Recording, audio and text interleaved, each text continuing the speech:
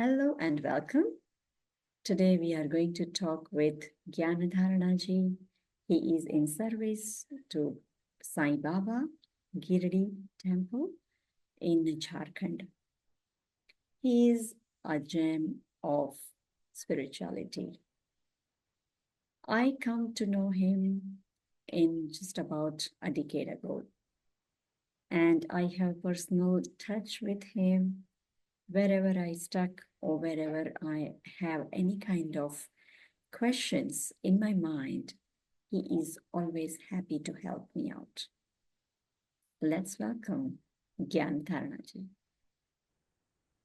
Hello and welcome, Jnandharanaji. It is really a pleasure to have you here today. Thanks a lot, Kusdil. I'm also very happy to be here with you because it's a long time I had plans to have some kind of discussion with you, which could be useful for all of us. Yeah, thank you so much for your time today. Let's start with, I'm sure that you are not feel wrong or bad if I ask your age. Yeah, absolutely fine. I will be 75 soon. So Oh, very I'm nice. 74 plus. Wow. So in that way, I can say your skin is still glowing like a 20s. And I can see you are wearing a saffron. And India and saffron color has very good connection. Would you like to start with your journey in spirituality or how you attract with? Yeah, it's a vital question because now I'm fairly deeply into spirituality, and it's actually started maybe in my younger age, around 5-10 years. I was little keen about God and things related to God. And then somehow it got slipped out because I entered business, and since business was occupying most of my time. But back of the mind, I had this thing that I must do yoga and learn it from the best possible source, which I tried to research and found that best is Bihar School of Yoga, which is in Munger in Bihar in India. And I made an attempt to join there. And the first time when I tried to join, that time I was not in a exact time which I was given for me to respond to. I could not. And at that time, Abdul Kalam, the then president of India, he was visiting Munger to our ashram. And they said, "Ki, next time." So like that, it got delayed a little bit. But in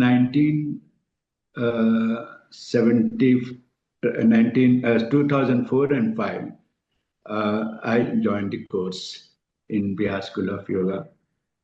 And with that course, my spiritual journey really started.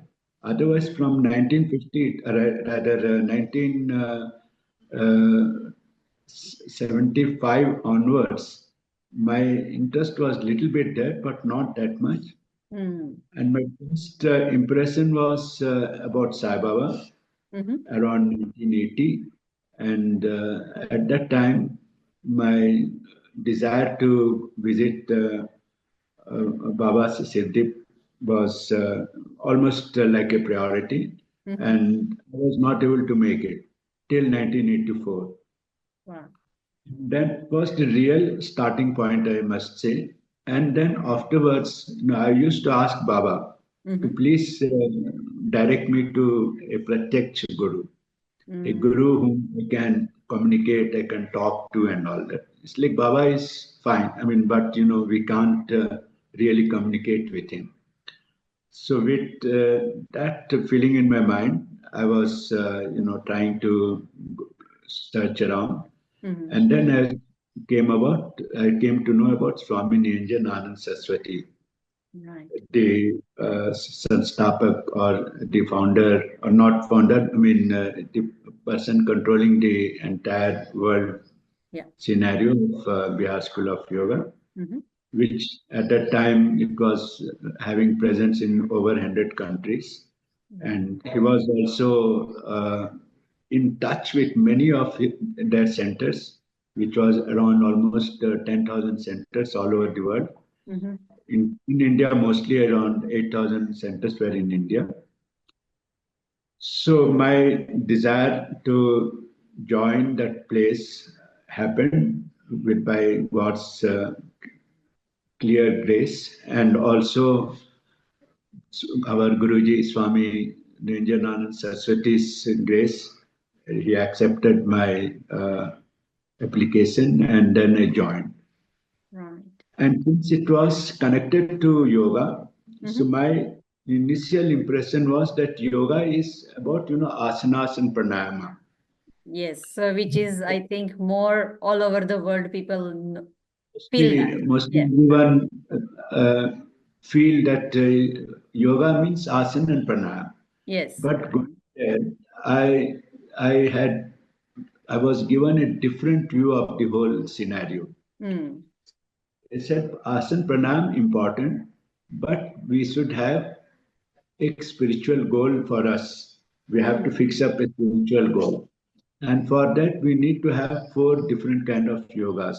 That Mm-hmm. is karma yoga and dhyan yoga and bhakti yoga and gyan yoga. By taking an approach in all the four yogas, you can eventually go for the real target of your life. Right. Otherwise, normally what happens is in any other center, they normally teach us about yoga and pranayama, and which of course they also do, and they do it very thoroughly, very completely. Yeah. I feel maybe many of the world centers today, wherever yoga is being taught, they have taken quite a bit of from our tradition. Mm. So that is why I'm sure we are. I was extremely sure at the time Yeah. that I am in the right place, Right. and maybe at the right time, because by that time I was 50 plus, Right. So and it's like a in more my into the journey, like we are saying like a Vanaprasthashram. yeah, exactly. And because Vanaprastha ashram starts at the age of 50, so more or less it was like that. And when I went there, I mean, they had a system of, we have to give a kind of write up of minimum 500 words of why you want to join the spiritual thing. And also there was a physical interview. Mm-hmm. And in interview, the pertinent question they were asking is, इस उम्र में आप क्यों join कर रहे हैं? Why are you joining at this age? I Right. said, uh, age has nothing to do with it. My feeling is that yoga can really help me in having a proper health, and health is very important for us to do anything in our life. Mm-hmm. And I have some interest in yoga, but I was never have the opportunity of going to a proper training place. Right. So that's why I have joined here. So that was my answer to them, and they accepted me, and I was very happy. I mean, I was in our batch. We were having 95 students, Wow. and out of 95 students, 50 students were non-Indians. They were from different part of the world. Wow. Yes, mainly from Europe and also from Asian countries, Mm-hmm. and some of them were from US. And I was practically the oldest person in the entire group. Okay. Usually, these foreigners were, I mean, they were normally young. I mean, pretty young. Most Pretty of young. them were So, between 20 years to 30 right. years. So during your journey or learning over there in Bihar, Munger, what sort of lifestyle you need to follow? And, one thing was discipline. They wanted to ensure that we are all doing everything in a proper discipline. Mm-hmm. And with the discipline, the time of from morning to night, whatever we are supposed to be doing, would be done, because lack of discipline will never lead us to go into the classes in time or do the sevas in time or whatever the different classes were. And we had from morning 4 o'clock onwards to evening 6 o'clock, 5 o'clock, we were having classes. Mm. So these classes included various kind of sevas also. Okay. So my routine was really morning 4 o'clock. I used to get up around 3 o'clock in the morning, and I can assure it was very cold in Uh, Munger because it is surrounded with Ganges, mm. and it was extremely cold. Mm. But even then, you have to get up at morning 3 o'clock. I mean, I used to get up. Rest of the gang used to get up after 3:45 or so. 3:30, 3:40. Yes. So And just to start with at 4 o'clock. my idea was the earlier I get up, I will get access to all my bathrooms and everything, which we still, not crowded. We had limited bathrooms, Yes. toilet and area where we can take bath. Mm. And we had to take cold water bath only. There was no Okay. warm water and all that. So like these were, I mean, discipline was being ingrained in us by these kind of things. Mm. And by 4 o'clock, we have to leave our room. And by 4:15, we have to be in the yoga hall. 4:30, the yoga starts. And 4:16, if anyone comes, they are not allowed. So Mm. everyone has to be there 15 minutes before and be seated in whichever places they have been allotted. Right. So this ensured quite a bit of discipline. Mm. So Practically, discipline is the first and foremost thing in your entire life as well, in I think. in anyone's life, and in spirituality also, discipline is the important thing. Mm. And uh, and and this definitely helped me because earlier maybe I was not that disciplined, Mm-hmm. but 4 months stay. This course was of 4 months. Okay. In this 4 months stay, I think I got uh, fully disciplined. Right. But I cannot say that it was for everyone. But very few of them were really followed the whole system there properly. Right. And I was the fortunate one that I have been doing that. Good. So So, is the same lifestyle are you still following or it's a different? no, I mean, practically that same lifestyle I'm following even now. Only the Oh. difference is getting up is the same time. I get up at 3:15 every morning, Mm. Indian time, morning 3:15.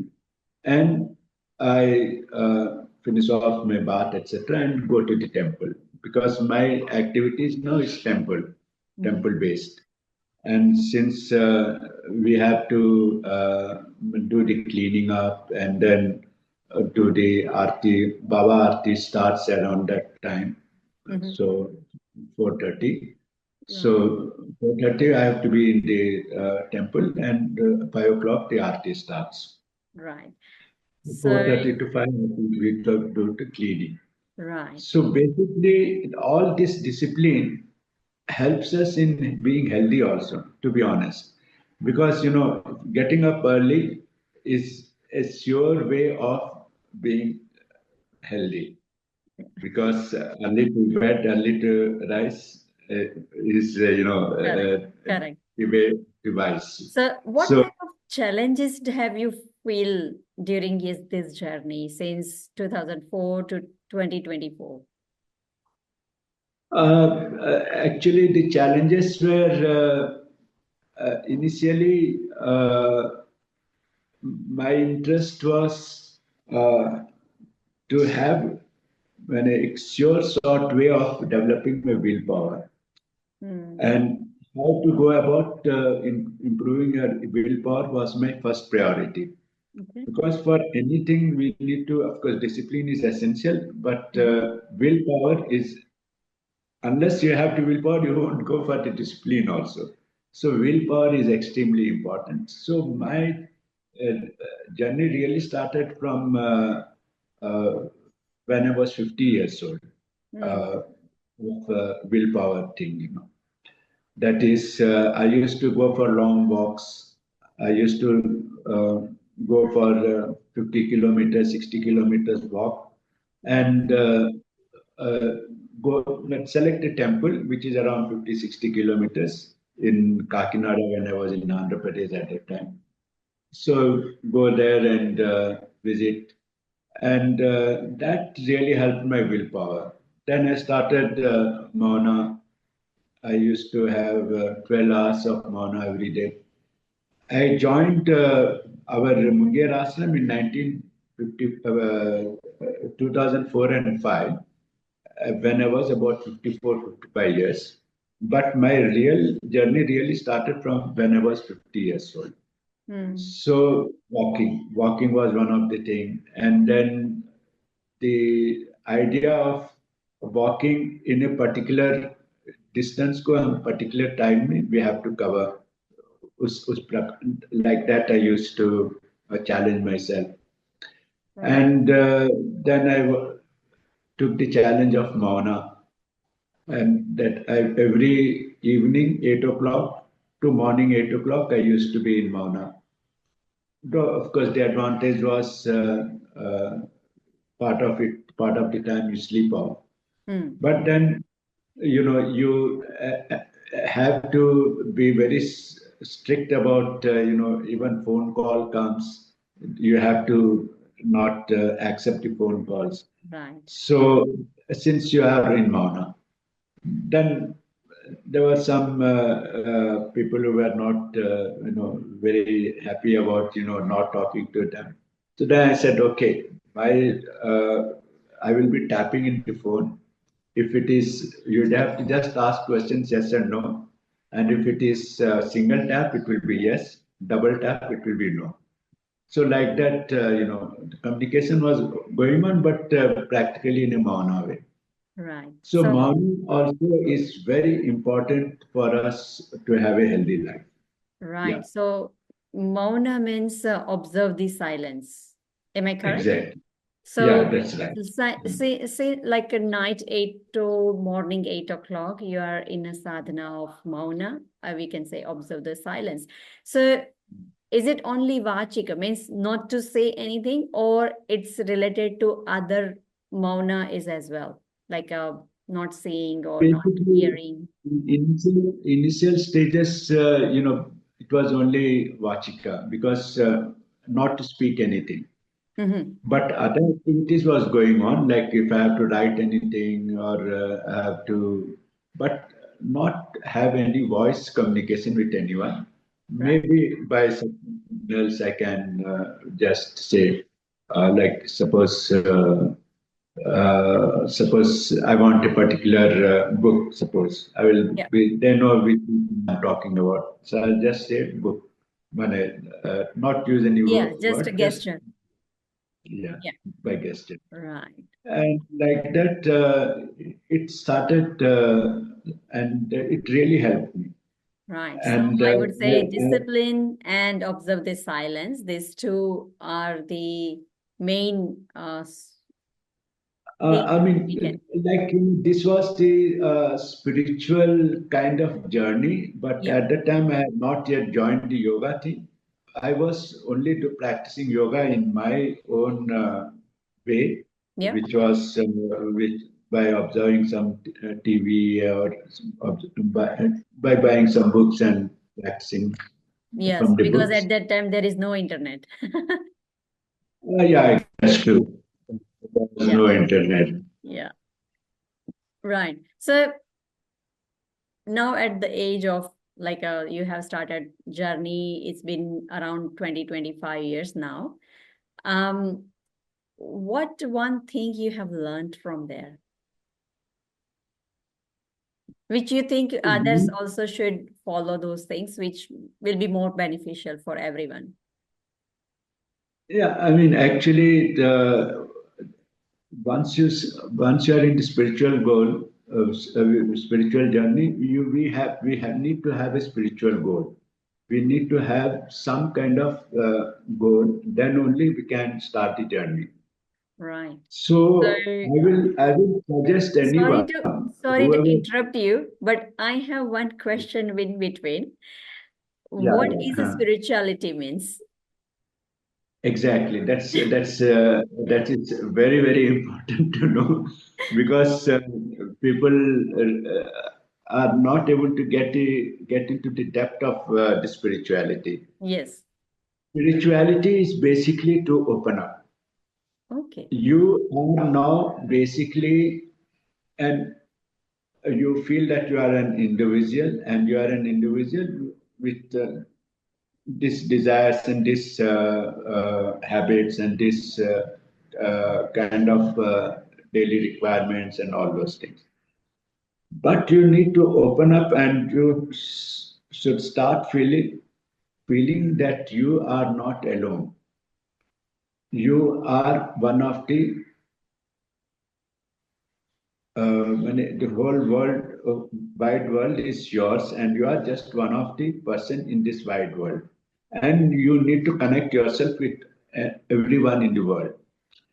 So the idea behind is God is like we are aware that God is uh, what we address him as Paramatma Hmm. is one, and all the other souls who whichever is there are all Atmas. So Hmm. Paramatma, Atma, basically Paramatma is in us as an Atma. Hmm. So the goal of our Atma is to spread. Right. And to spread means we need to get involved with good wishes for everyone. Like morning, if you get up, you must wish for everyone because you can't do everything. I mean, as an individual, we have your limitations, Hmm. but you don't have any limitation in saying uh, for the whole world that let the whole world be happy, let the whole Hmm. world be peaceful. I mean, there is no harm in doing that. Right. And as per our Param Guru Swami Sivanandi, even a thought Hmm. that the whole world should be happy actually helps in spreading that word. Hmm. So, with that kind of thing, my spiritual goal has become to be one with the one with which is for everyone. So यहाँ पर we need to understand that God is everywhere Hmm. in every kind of you can say in beings. Either it's a mosquito or it's an elephant or a human being. God is in everywhere. Anything, everything, everything in this world is a manifestation of the God.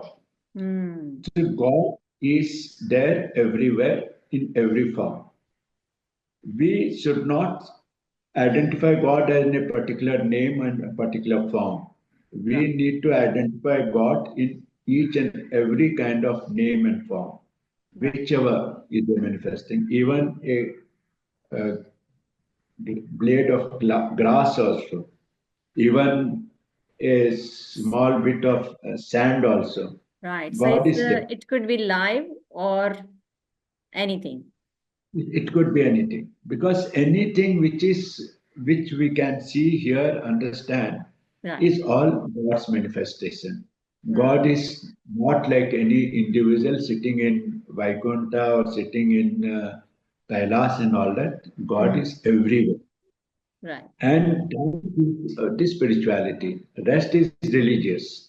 So, When we are talking about spirituality, we must understand there is a difference between religion and spirituality. Yeah. right. So spiritual, I understand the spirituality, but what about the spirituality goal? When you are initiated, you need to have a spirituality goal. So what So, does that so mean? it's my goal, and basically is unless we have fixed up a goal for ourselves, whichever in our life journey could be anything, whether business or whether in profession or anywhere, there should be a goal. Without goal, you cannot really progress. Yeah. And my goal had been to be one with God.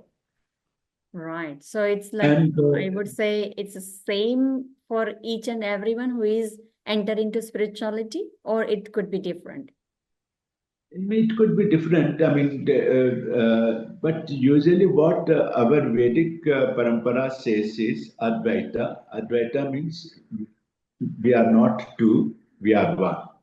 Yeah. So that means we are one with the God. So there is nothing is there which is beyond God. Everything is God only.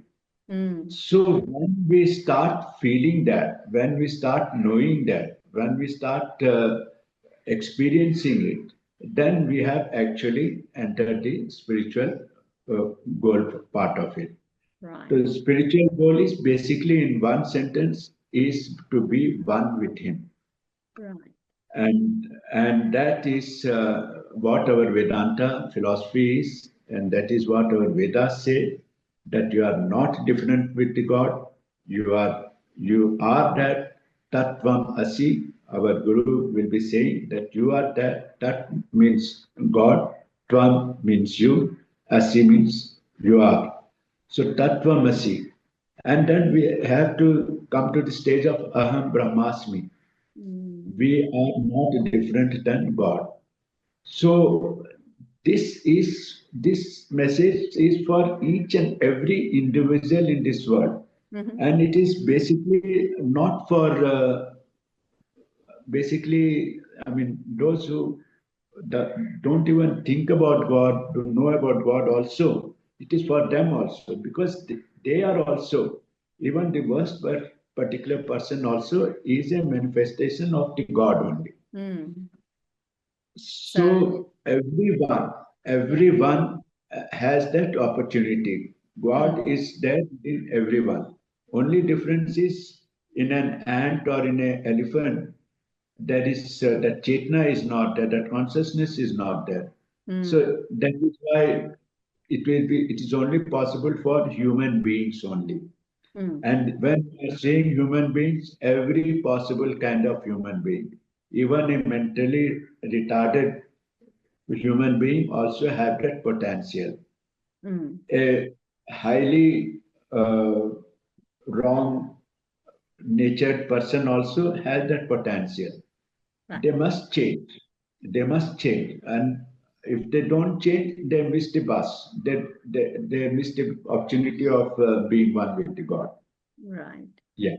So in this conversation, I think I got a couple of things which I just would like to remind myself.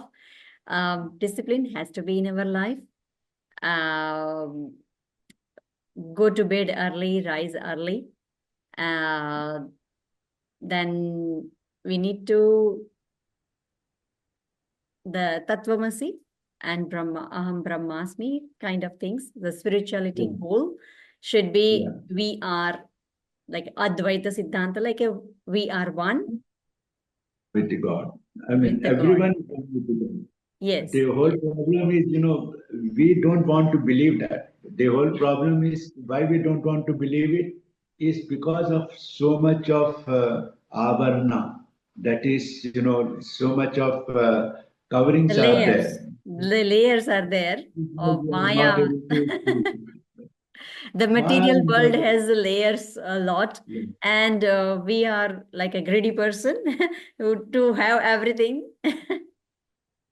I mean, because of our previous birth also. I mean, in Hindu philosophy, it's very important to understand Yeah, is our previous birth was there, and according to the previous birth, whatever I had been doing in my previous birth, this life I have been given this kind of situation, opportunity, place, and all that. right. So, this is a kind of covering which can happen. There are three kind of coverings. One, that is like mala. Mala means which is The waste products. Oh, a waste product, or you can say ajnanata. We yes. can say lack of the knowledge, Understanding, intelligence. understanding. Yeah. So this happens in form of, say, like for example, you are looking at a mirror. If the mirror is extremely clean, pure, and when you see at your mirror, you are seeing yourself perfectly in that. And it is, if everything is pure, then when we are looking at the mirror, we are looking at the body itself. But what happens is we are not looking at the mirror now. We are not able to look at the mirror now because it is covered with soil, it is covered with mud, it is covered with dung, it is covered with different kind of cloths like that. There is thick, very, very thick layer on the mirror.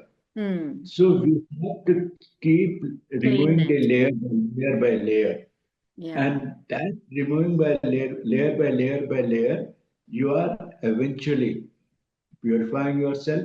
And once you are really purifying yourself properly, then you can start having a small glimpse in the initial stage. Then you keep removing the layers. Right. And then finally, you will get to that image. Right. So our goal should be first to be purified. Hmm. Shuddhikar. We have to, our five tattvas are there, the five tattvas, Shuddhikaran should be there, our four antakarans, the Shuddhikaran should be there, our seven chakras, the Shuddhikaran should be there. And by doing that, and it will take quite a bit of time, Right. nothing less than 20, 30, 40, 50 years. Yeah. So that's what You I am going to ask you. The next question is, uh, if you it's possible, we would love to cover that things in our next podcast. yeah, How we can clean our avranas, yeah. how we can clean our mirror. Um, Uh, so yeah, thank you so much for talking these all things as we have some time limit today. We yeah, would love to continue talk with you, but as I said, time limit. So we are yeah, going to chat with you some another time with the same yes, question, how we can clean our avranas. right, Thank you so right. much. Thank you. Thank you. Thank you very much for having me.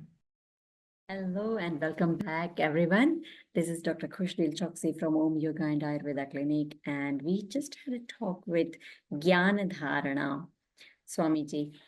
He is truly a gem in a spirituality world. One of the gem, I can say. As you know, Bharata, India has a lots and lots of people like these who is in the spirituality world, and some of them don't want to come on social media, and some of them like Jnandharanaji, we got their understanding, their wisdom, and we can start our journey in spirituality. So, if you have any kind of questions related to spirituality, you can contact him. I just going to send his share his details underneath. Thank you. Thank you very much.